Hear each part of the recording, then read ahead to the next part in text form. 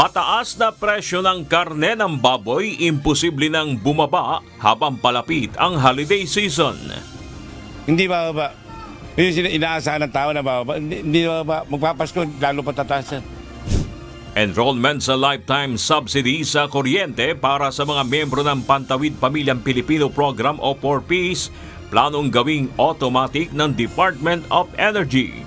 Alam niyo po, base doon sa records namin, more than 3 million sana yung makaka-avail ng lifeline subsidies. Kaya lang yung registration nasa below 7%. So ibig sabihin mga 300,000 plus consumers or 4Ps members ang nakaka-avail. Panibagong impeachment complaint laban kay Vice President Sara Duterte, itinangging pinag-uusapan sa budget process ng Kamara. So marami pang mga bagay na nasa ere pa lang. No? And yet, naglalabas na statement. Malinaw naman ang objective para i-discredit. At this point, ganito pa lang kaaga, gusto nang i-discredit ng Vice Presidente ang lehitimong complaint laban sa kanya. 2026 proposed budget pasado na sa third and final reading. Ilang kongresista kontra umano sa pagla-livestream ng budget bycam. Ang problema, may mga kumukontra. May mga, hindi dito sa amin. Sa House, sir? Sa House, ayaw nila. Hindi ako mapayag na hindi naka-livestream. Gusto namin naka-open, kitang-kita ng publiko, sino-sino nagsagay ng ganito, sino-sino nagpasok niya. We were told na medyo may resistance. Hindi, kasi di ba nagpasa kami ng concurrent resolution, walang counterpart. Kami nagpasa namin dito, di ba? So, ilalaban namin kasi kailangan live. Sara Diskaya, voluntaryong sumuko sa National Bureau of Investigation o NBI matapos maibalita na ilalabas na ang warrant of arrest laban sa kanya. Paglabas week po, at least nandyan na po siya. Hindi na mahihirapan ng arresting team kung meron mang binuo. Nandyan na po siya. Panukalang batas na magbibigay ng mas malakas na kapangyarihan sa Independent Commission for Infrastructure o ICI, pinamamadali na ni Pangulong Ferdinand Marcos Jr. sa Kongreso. In a LEDAC meeting this morning, the President also instructed both houses to take a closer look at the 4 bills and prioritize the passage as soon as possible. Arrest warrant sa mga big fish sa flood control scam. Posible sa susunod na linggo ayon sa Office of the Ombudsman. Sir, din po pronounce by the Ombudsman arrest warrants for the senators possible next week? It's possible, but we go with the strength of the cases. These questions of when and what time and as to what date, these are questions that are quite short-sighted. I believe that there really has to be a balance between the question of when and the question of how strong are these cases. Passport ni resigned ako Bicol Party List Representative Saldico, kanselado na ayon kay Pangulong Ferdinand Marcos Jr. May babalita ko po sa inyo na ang passport po ni Saldico ay kanselado na. Mga nagwelgang tsuper at LTFRB Chairman Vigor Mendoza nagharap sa ikalawang araw ng transport strike ng Manibela. Sabihin nyo kayo, meron ba kayong request sa akin? Doon sa LTO ko. Hindi ko napagbigyan. Meron ba?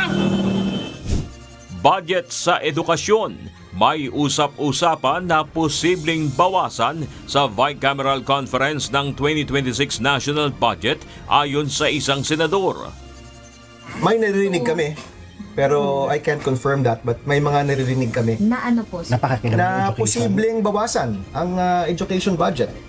So, dahil may gustong ibang pondohan. Diba? Tiyakin natin na hindi na maulit yung mga insertions na nangyari noon at maging transparent lahat. So, open bycam, dapat tiyakin yan para kwentas claras, no? At everything is transparent. Bilang ng mga Pilipinong walang trabaho noong October 2025, umakyat sa 2.54 million ayon sa Philippine Statistics Authority.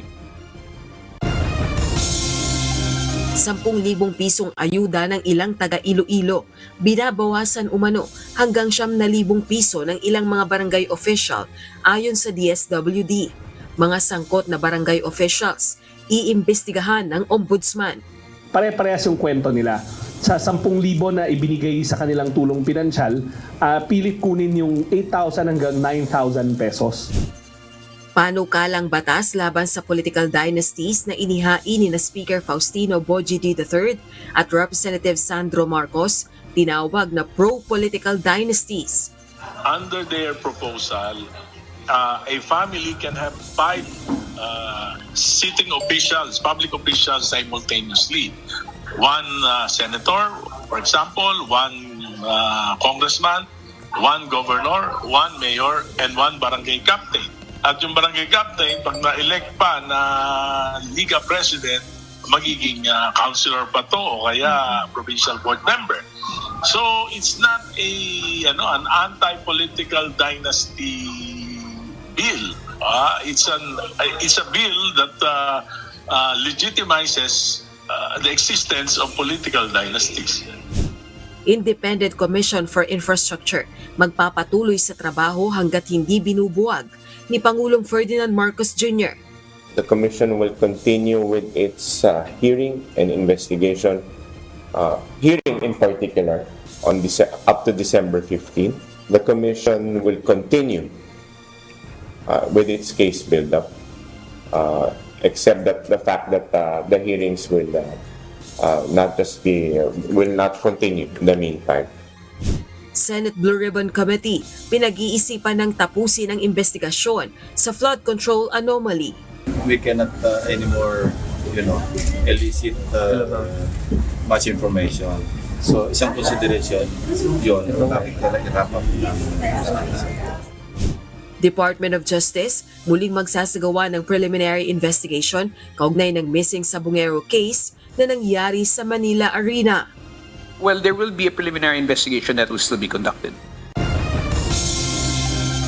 Vice President Sara Duterte at ilang pang mga opisyal ng OVP at Department of Education inireklamo sa Ombudsman dahil sa umano'y maanumalyang paggamit ng nasa 612 million pesos na confidential funds. Bank accounts ni BP Sara ipinanawagang buksan sa publiko. Si VP Sara Duterte po ay hindi immune sa kaso. No? Nakita natin sa deliberation ng House of Representatives at ito ay sworn statement ng mga empleyado mismo ng DepEd, yung abuse sa paggamit ng confidential fund. Pero may mga bitin pa na ebidensya na hindi lumalabas, hindi pa natin nakikita ang bank account si VP Sara. Malacanang iginiit na hindi dapat madaliin ang anti-political dynasty bill. Bersyon ng House Leaders sa nasabing panukala, walang garantiya na ipapasa ng Kamara. Tamang pagdidebate, tamang pagbibigayan ng kanilang mga suggestion, opinion at saloobin ay dapat nadidinig, hindi minamadali. Wala namang garantiya talaga na isa dyan ay magiging working draft or yung isa dyan ay yun ang lalabas na.